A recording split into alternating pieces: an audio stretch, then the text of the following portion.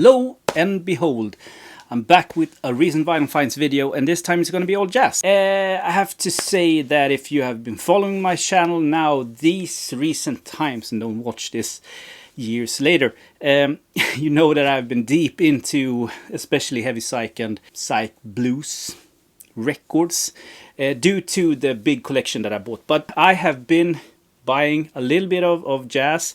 I've been listening to a little bit of jazz, and it's time to show you the stuff that I got. But some of these are months in between, and it's been a while since I played them, so bear with me when it comes to exactly how they sound and the information about it. But first, cue music.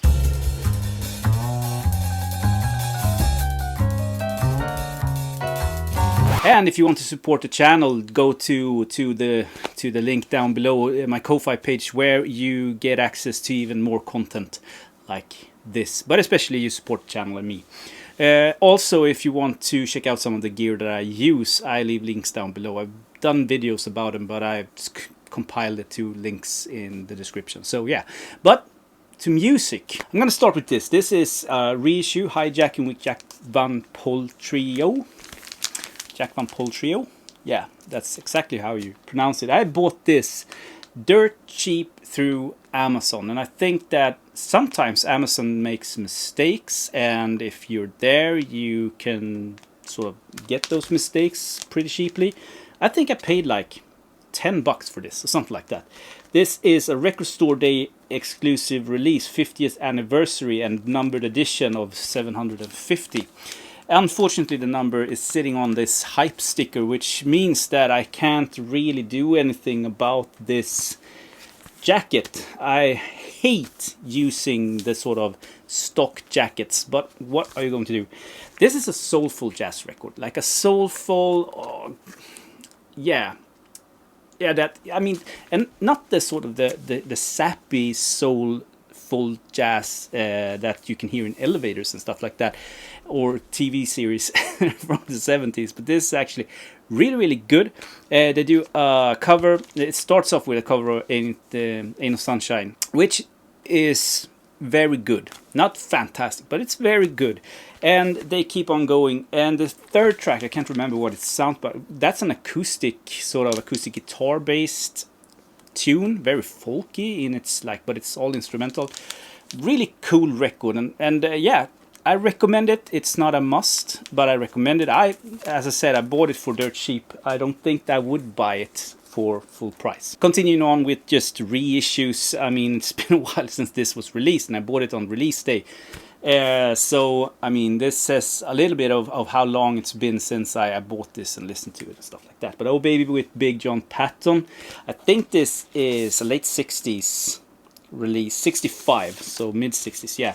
And this is also like soul jazz, a little bit more groovy maybe.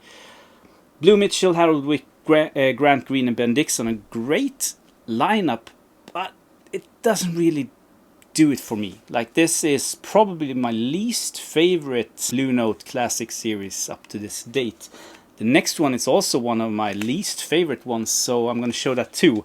And I don't know if I'm going to sell this down the line, but I mean, I'm sort of collecting the ones that come out. I don't buy everything, so yeah, I don't know. But I think that this is in the line of Brother Jack McDuff, but not as groovy or not as funky as Jack McDuff can get. So yeah. I don't think that I will recommend this, but the sound is great. Kevin Gray, all that nice stuff. So I mean, but music wise, and the same goes with this. This is definitely a 80s, a child of the 80s. This is Tony Williams' For Intrigue, and Tony Williams is probably one of my top drummers, favorite drummers. And there's nothing wrong with the lineup and the music on this one. Don Harrison, Wallace Roney, Bobby Hutcherson, and Ron Carter. I mean, solid lineup, but this is definitely that sort of fusion-esque product of its time, and I'm not into that right now. So maybe that's it. I'm not going to sell it. I'm not going to do anything about it. It's going into the collection for revisiting sort of in the future. But yeah, so not really recommended either. I don't know. It's not often that I don't recommend the stuff that I buy, because why would I buy it if I don't sort of like it? But when it comes to this series, I mean, you can't go wrong, and it's still, both of them is still like a 3 out of 5. But we are so used of getting 5 out of 5s from the classics series and Tone Poets, so maybe that's a little bit of the sort of the disappointment. But another reissue. This is sort of, it's part of the British Jazz Explosion series. It's Windmill Tilter, sorry. The story of Don Quixote, told by Kenny Wheeler and the John Dankworth Orchestra. I've been hunting for a original press of this since I started sort of collecting jazz records. It's always been maybe €80, €100 record. It's gone up a little bit maybe now, and when I saw that they were reissuing this, I was so happy. And when it came out, it was dirt expensive. Like, these are audiophile sort of pressings, so I was a little bit hesitant, but I found it for a great price on a disco seller for a sort of ordinary record price, and I went for it. And the main thing why I wanted this is because I sort of collected John McLaughlin related records back in the day. So, but solid record, a little bit bigger of a band that I'm used to, but or like I listen to 100%, but and the sound quality fantastic. I can't remember who mastered this now, but they did a great job. I have some other in this series. There's not much, maybe 10 titles now or something like that. And going back to Blue Notes classic series, Don Wilkerson, Preacher Brother, with Grant Green, Sonny Clark, Butch Warren, and Billy Higgins. This is the best one that I'm going to show you today of the Blue Note classic series. Of those 3 I've shown now, this is the one to get. With that being said, not a 10. Absolutely not. It's great, but it's not a 10 in my book. 1962. But well worth buying, because sound quality wise, music wise, musicianship, everything is done great. So if you are buying this series, I would recommend you picking up this. I have to say, like, a solo saxophone record is nothing that I sort of listen to every day. I have to really be in the mood for it, especially when it comes to free jazz. Now, Evan Parker, I mean, a brilliant artist. Obviously, and wins win. Now, I'm reading here. On the 21st of September 2020, Evan Parker returned to Walthamstow to record an album taking inspiration from the renowned designer and activist William Morris. So, yeah, this is a solo improvised saxophone record, and if you're into that shit, this is great. If you're not, stay away. So that was the reissues or new records ish that I have. Let's get to the used ones. And yeah, we're starting now. 1966. This is great. One of the more, I would say, easier ones to get on the ESP label. The ESP label that we all love. This is the reissued. I think this is Italian on bass. Records, not the best sound quality, but beggars can't be choosers, right? Yeah, as I said, this is maybe one of the records that is the most easiest to get your hands on when it comes to the ESP catalog. You have Steve Swallow on bass and Paul Bley obviously on piano, but also Barry Altschul on percussion, and I have to say, don't know about that guy.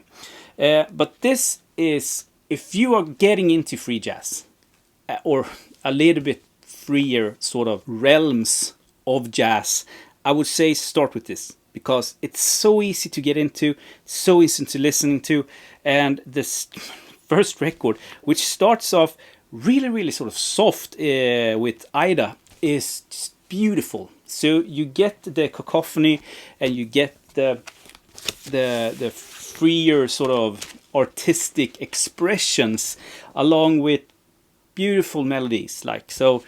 for being a ESP disc, for being a portable record, for being like a free jazz record, this is easy to get into. Maybe a starter for some. This one, I bought this cheap, like $5 or something like that, €5, something like that. You can still buy these sort of records. They sound great. Nostalgia in the Times Square, the Immortal 1959 sessions with Charles Mingus. So nothing fancy-pancy like and super obscure or anything like that, but original produced by Theo Maceo. Reissue produces Frank Abbey. Part of the Contemporary Masters series. 59 sessions, as I said, comes with extensive liner notes, and just a nice addition to the Charles Mingus collection for next to nothing. I have heard rumors of this being reissued on the classic series, or maybe it was, no, it can't be a Tone Poet. I think it's the classic series.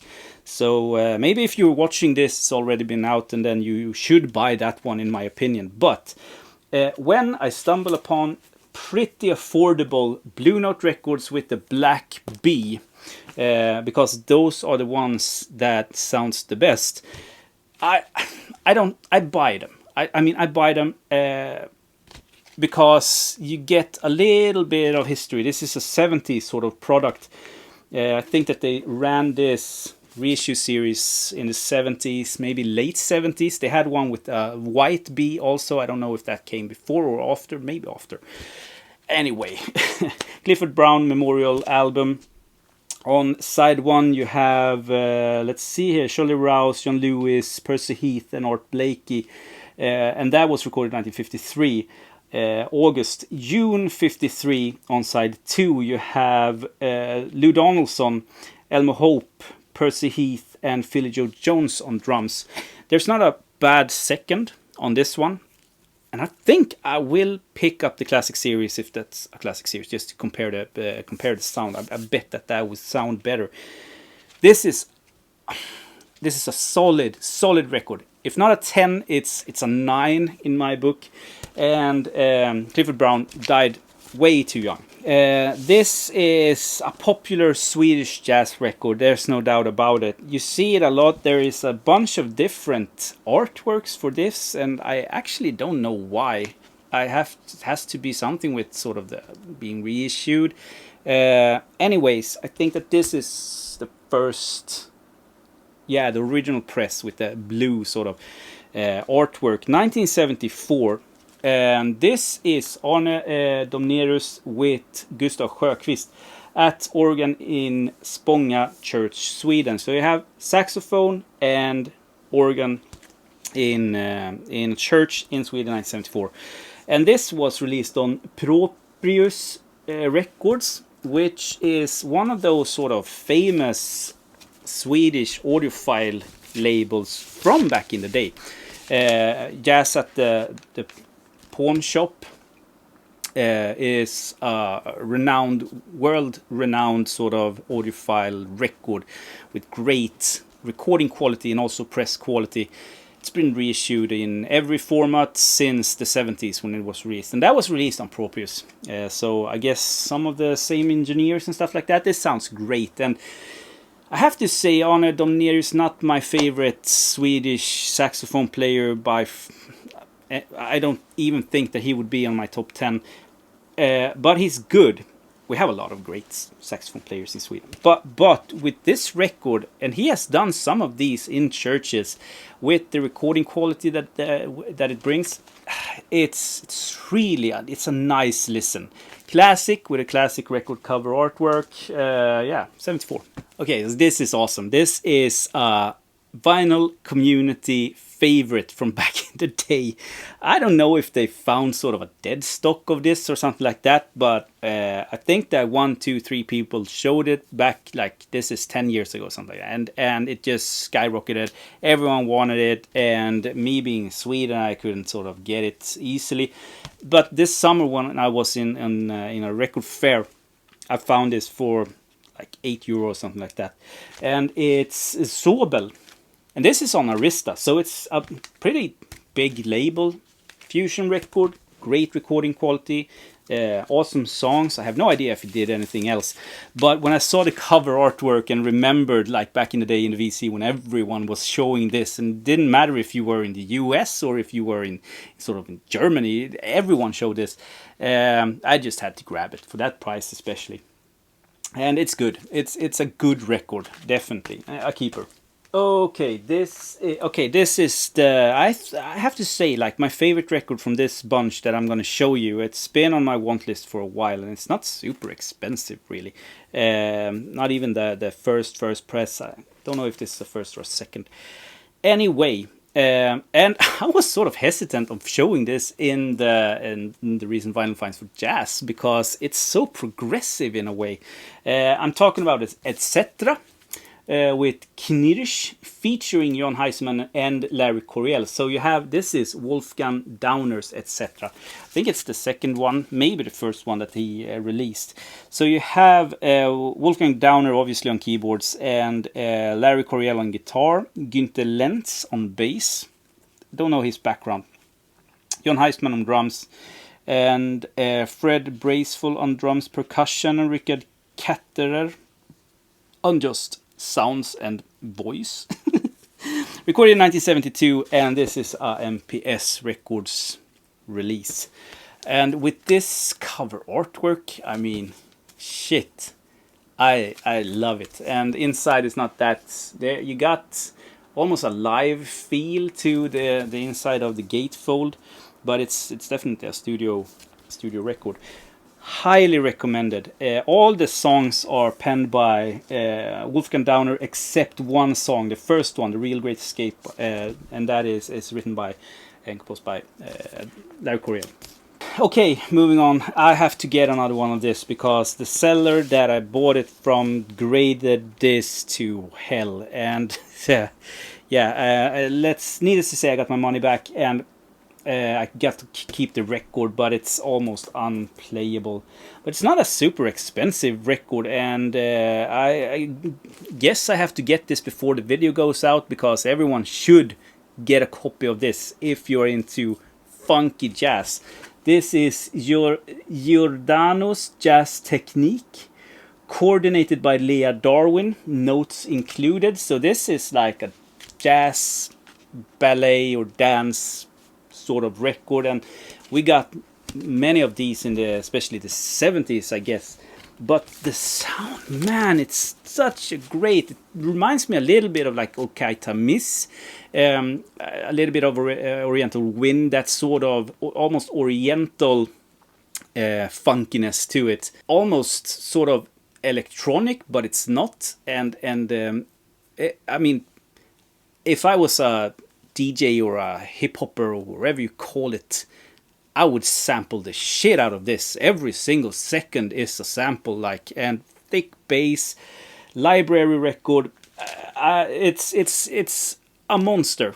And median on this is like €27, and the highest it's gone for is like €70 or €60 or something like that. So it's not a super expensive record, but it's on a small label. It's almost like Orion Records. It's almost like a private pressed thing.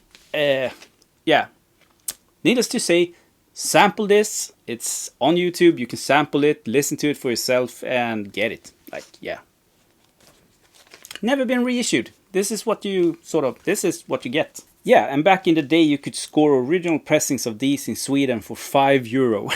Because I did. A near mint press of this. I got it pretty locally, actually. A bunch of Three Blind Mice records. If you have seen my videos throughout the years, I think you saw when I got them. And I have sold some, regretted it, and this is one that I wanted to get back. The one from Three Blind Mice that is the best one that I've heard, at least. And I really wanted it in my collection, but it's skyrocketed in price. I didn't want to pay the price that it went for. And even the reissues are expensive. And if they are released now, it's released on audiophile pressings, and you know that they cost almost as much as the originals. Anyway, I found a Japanese press from 1977 of this 1974. classic Three Blind Mice record called Midnight Sugar with Tsuyoshi Yamamoto Trio. It's 2523, and there's the label there, and there's the back side of it. So it doesn't have the OB strip, but other than that, it's in perfect condition. And I got it for a steal when compared to what it goes for otherwise. Today it's a €100 sort of record any day of the week.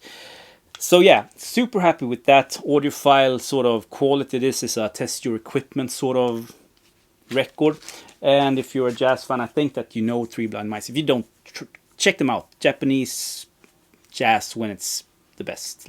You know, sometimes you take a chance on records because you read in between the lines of the description of the quality of it, and maybe the guy has graded it wrong, and G plus record is really a VG record, and if you have a ultrasonic record cleaning system like I have, maybe you could get it from a VG to a VG plus or plus. You know, we always hope for that to happen, and in this case it didn't, like really didn't. I paid up for this, and even if it was a G plus sort of record, and I think it's even worse, to be honest. So this is not even, I played it once, one of the sides is just like unplayable. In this case I blame myself like 100%. Can't blame the seller or anything. This was me taking a chance. I mean, obviously I paid a fraction of what it cost if it would be a sort of VG++ copy. So, but with shipping and everything, it's just like one of the worst deals I've ever done.